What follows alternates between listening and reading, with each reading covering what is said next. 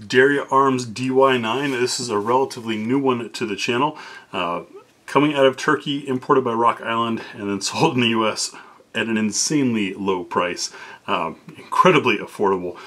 Lots of stylistic changes. The one thing that I found was interesting was the front strap on this thing. Feels a bit like you're holding a 2x4. It's rather flat across the front of the front strap. Almost like what I imagine a Glock would feel like without finger grooves. Traction is okay. Ergonomics are decent.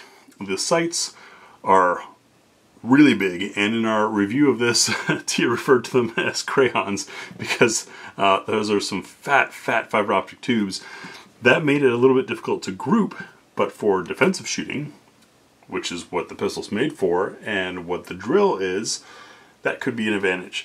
Going over our trigger, weighted take up,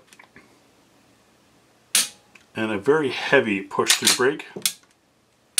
Not a wonderful trigger, but also not a terrible trigger. Does that extra weight make a difference? Is it going to hurt us on the range doing what guns are supposed to do? Let's find out.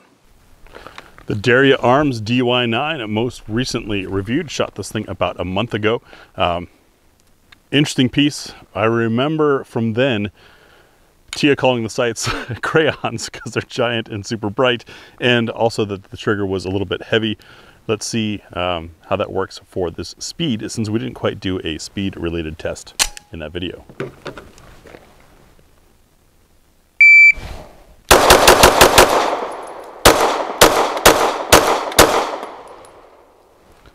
Group not as nice. I did not feel any reason to complain about the trigger this time. I was just punching through because this is a speed run. Hits on the torso, again airing low left. That's what you get for rushing. The group was okay, still hit, just not really stacking. Our speed though, 499. So you have to ask yourself, did those fat sights and being able to just punch the trigger allow me to run harder and faster, or am I just getting better at this drill?